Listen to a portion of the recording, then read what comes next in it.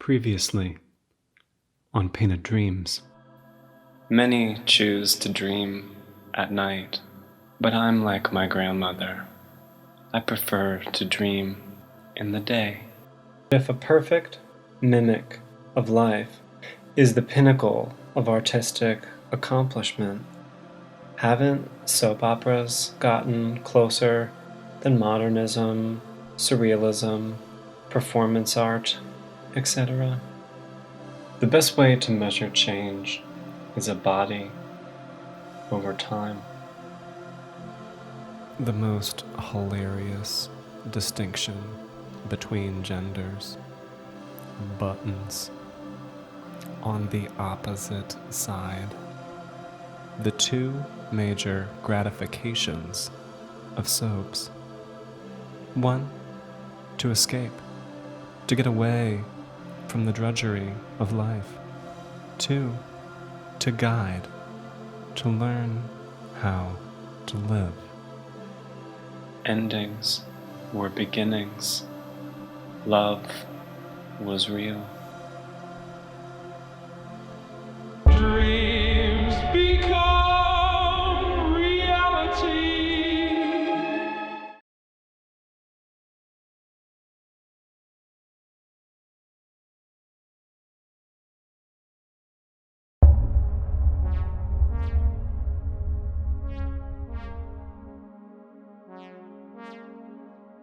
In 1994, a tornado hit Pine Valley, the fictional setting of the soap All My Children.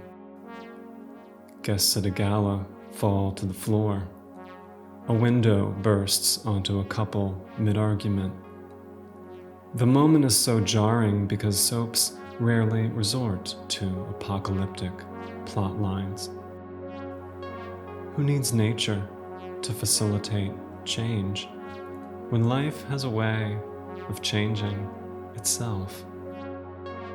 Soaps know that love is the real apocalypse, the cause of our greatest joy and greatest suffering.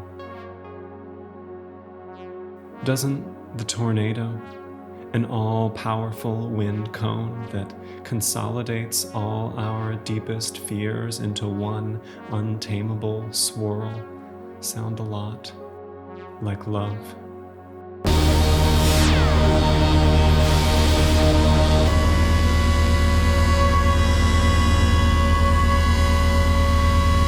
When I first met you, I walked, now I run to you and your charms, anticipating life inside a picture frame. Is it meant to be? Nothing as it seems in our painted dreams. Our love sprouts wings and flies.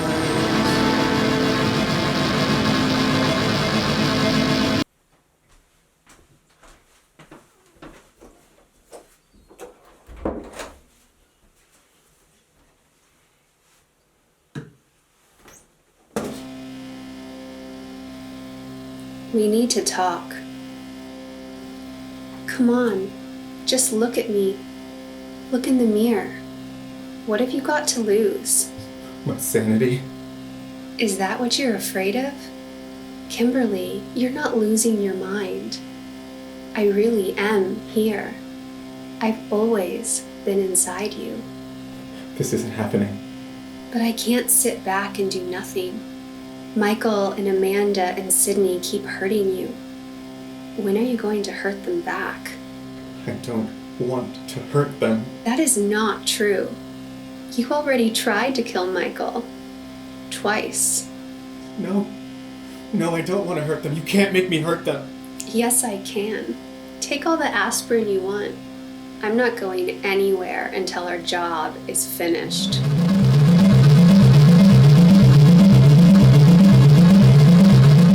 I come into the kitchen for my morning coffee, and my roommate says to me, "What were you laughing at last night? I could hear you through the walls." And I was like, well, let me tell you, I was watching the season 3 finale of Melrose Place, in which Kimberly has this evil alter ego that only speaks to her through mirrors. And so the episode ends with her setting a bomb off in Melrose Place. Now, this has been everyone's home for like 3 full years. And what is my reaction? I laugh, right? Allison has been struck blind. Sydney is still tied up in the basement. And I think this is the most hilarious shit I've ever seen. I mean, it's a Tuesday night, midnight. Melrose Place is completely up in flames, and I am under my covers, laughing my ass off.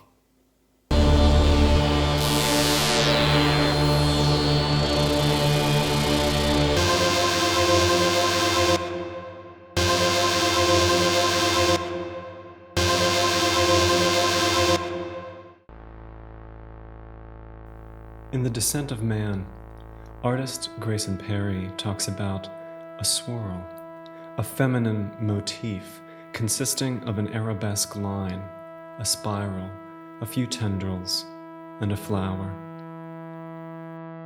The swirl demarcates plates, linens, and other domestic items as for women, a visual cue for men to stay away.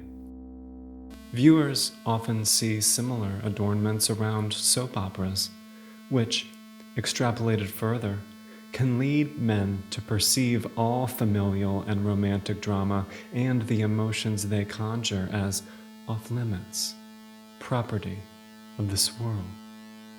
In season 6 of Seinfeld, Jerry dates a police officer who asks if he's seen Melrose Place.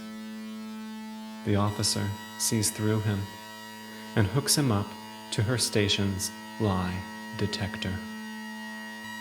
What's your name? Jerry Seinfeld. What's your address? 129 West 81st Street. Did Kimberly steal Joe's baby? I don't know. Did Billy sleep with Allison's best friend? I don't know. Did Jane's fiance kidnap Sydney and take her to Las Vegas? And if so, did she enjoy it? I don't know. Did Jane sleep with Michael again? Yes! Yes, that stupid idiot! He left her for Kimberly, he slept with her sister, he tricked her into giving him half of her business, and she goes ahead and sleeps with him. Again. I mean, she's crazy! How could she do something like that? That Jane, she makes me so mad. If the scene were a soap, Jerry's confession would lead to increased intimacy. Instead, he destroys the threat. By ending each episode refusing to learn, he closes the loop. Every day, a dark circle. Critic Horace Newcomb says that while the sitcom is doomed to repeat itself, soaps are constructed to grow and change.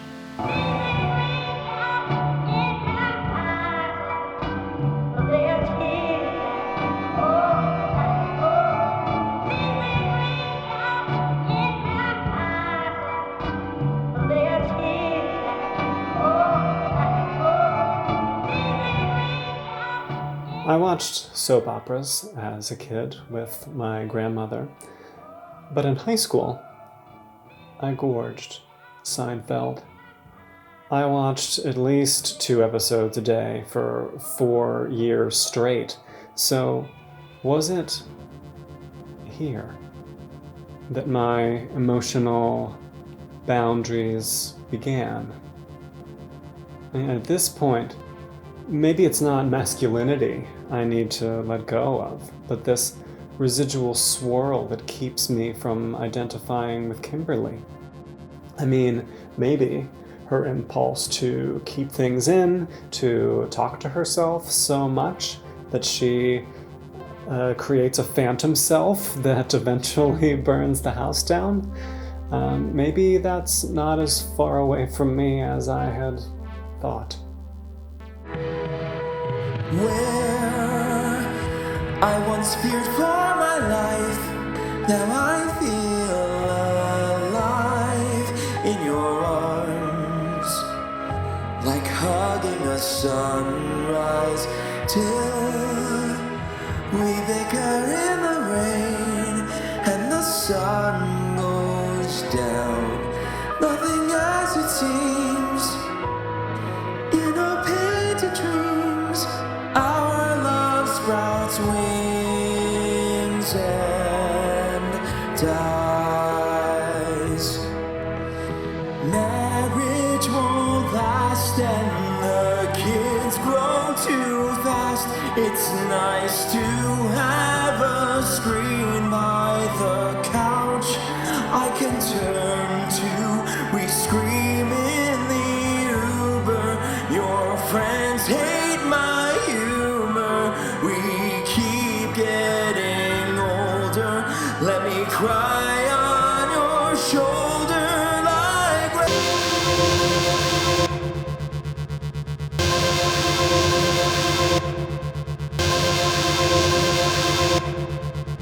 You'll be left out of it, and that's the point. You've got to give me some credit to be able to share the good and the bad with you. Julia, I love you. I want to make you happy. Sometimes that means protecting you. You see, that's not how it works, Mason. If we're going to be together, then we're going to have to be together as equals, which means that you do not endow yourself with the power to decide what's right for me and what's wrong for me, and vice versa. Julia, that's not fair. It's not about power. Mason, the decisions you are making are not little ones. They affect both of our lives. We both have the right to participate, even if it means sharing the worry and the disappointment. Sometimes I think that all I bring you is worry and disappointment. Don't you trust me to weather the storm? What is this? Gotta keep the little woman happy or she'll bail out? Don't you have any more confidence in me than that? Julia. No, it's sad, Mason. It really is sad that you don't have faith in anybody besides yourself.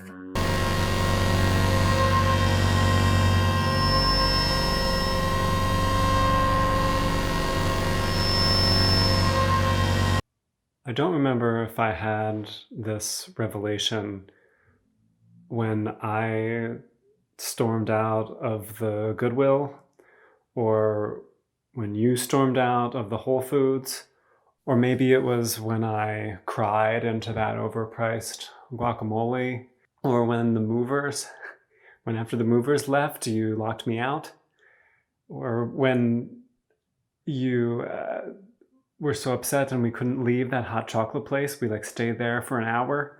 Or maybe it was that night when I tried to break up with you in that kind of stairwell at that pool hall kind of thing. I don't know when it was. I don't know. But somewhere I realized I'm Kimberly. I'm Kimberly. I'm Mason. I'm Julia. I'm all of them. I'm living inside the tragic love story. And it sucks. It sucks so bad.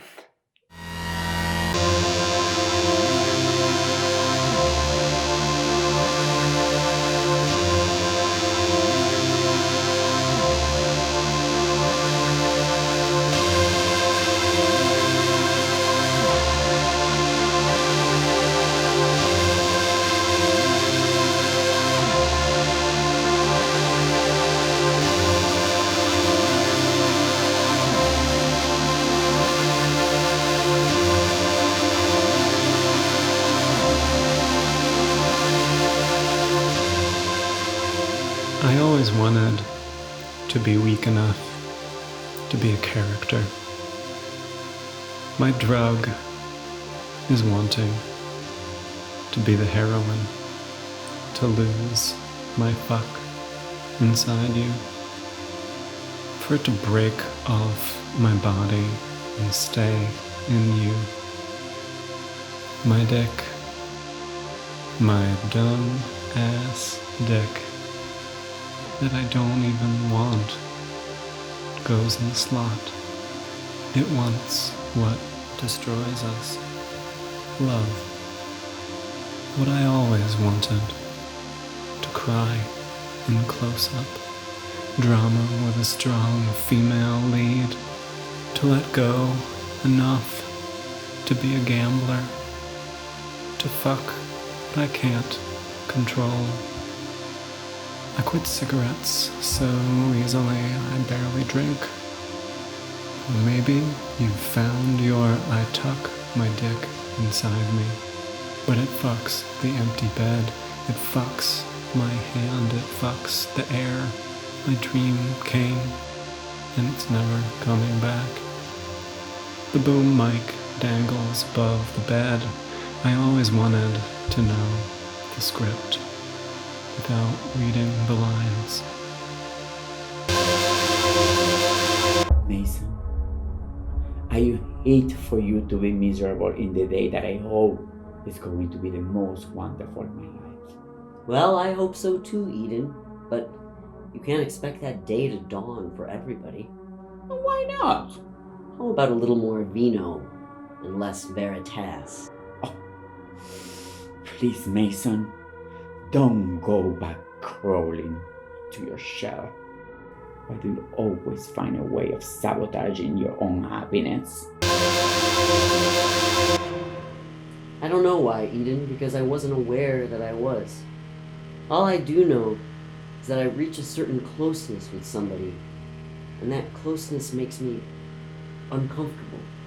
I feel like I'm submerging too much of myself in order to accommodate the other person. And what is love? But accommodation. Oh, Eden, don't leave me an opening like that. Love is a lot more than accommodation. Most of it not very good. It's a thorn in your heart's paw. Is accommodation your secret? I always wondered how you and Cruz managed to stay together so long. Well, Cruz and I are not afraid of losing our identity.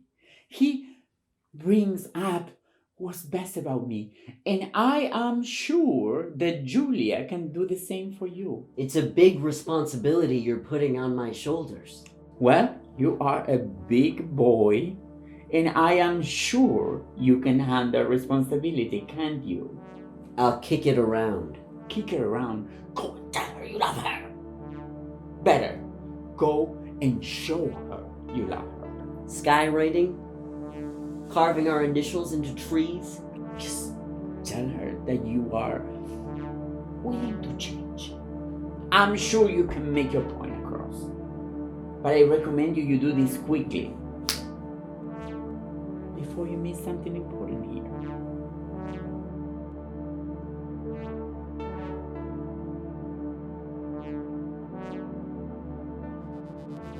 Martha Nochimpson says the implicit reality of all soap opera is the search for intimacy, meaning that every scene of every soap on every network, day after day, is part of the same slow march towards bringing others closer. And though some soaps have run uninterrupted for over 70 years, intimacy has never fully won. There's been no championship to celebrate, only constant participation in an infinite game.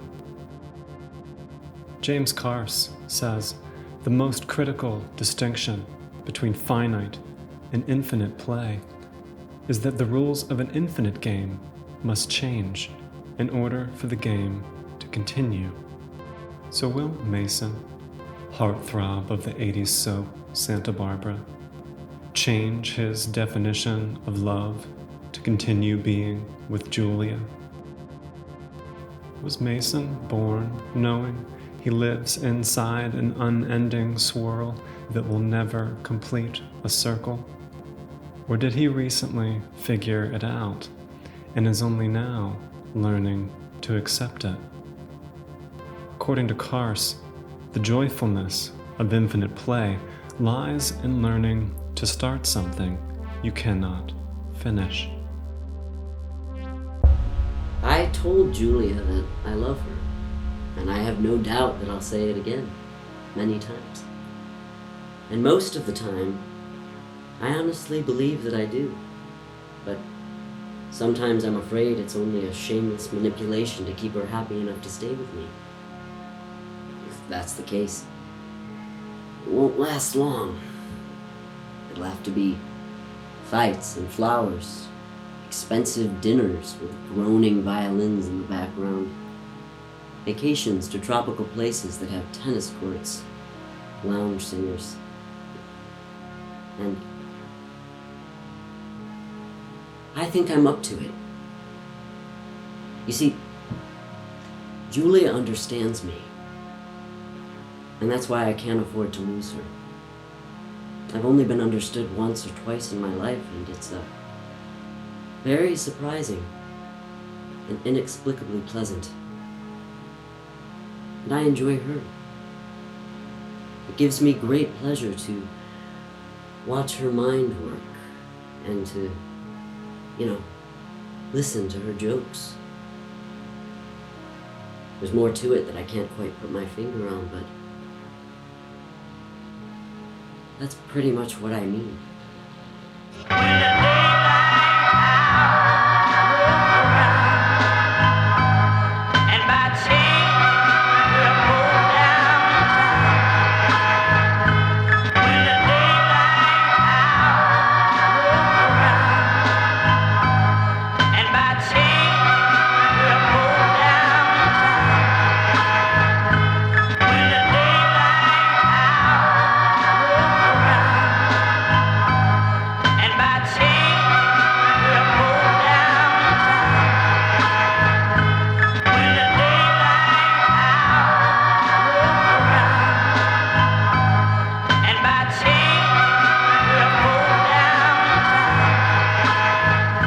So a few weeks ago, I was in bed, and this time I was watching Gossip Girl on my laptop, and I don't know if you've ever seen season 2, but Blair and Chuck, they have this not quite love affair going where you aren't quite sure what's going on with them, and they totally love each other, but they can't really say it.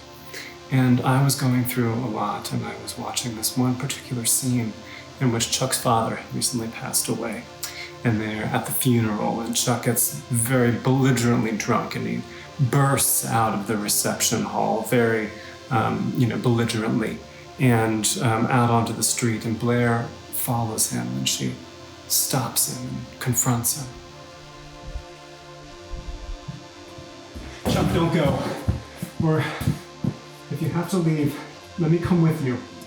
I appreciate your concern. No, you don't. You don't appreciate anything today, but I don't care. Whatever you're going through, I want to be there for you. We've talked about this. You are not my girlfriend. But I am me. And you are you. We're Chuck and Blair. Blair and Chuck. The worst thing you've ever done, the darkest thought you've ever had. I will stand by you through anything. And why would you do that? Because I love you.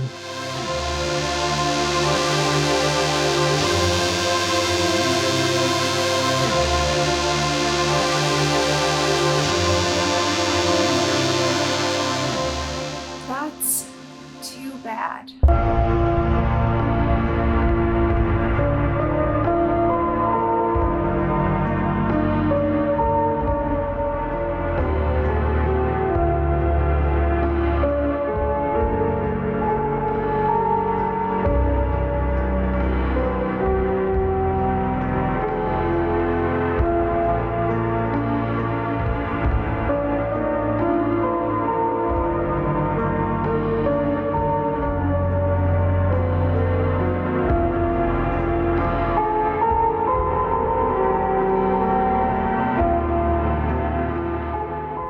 fucking cried.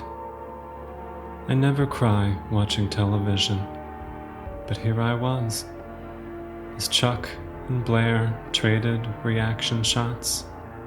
I cried. Unlike tragedies or comedies, soaps don't end with a death or a wedding. The highs and lows of life happen every week, every day. One could say love is a soap opera as easily as a soap opera is love. Their definitions intertwined, a swirl of connection where there is no lead character, and there's always another episode. But where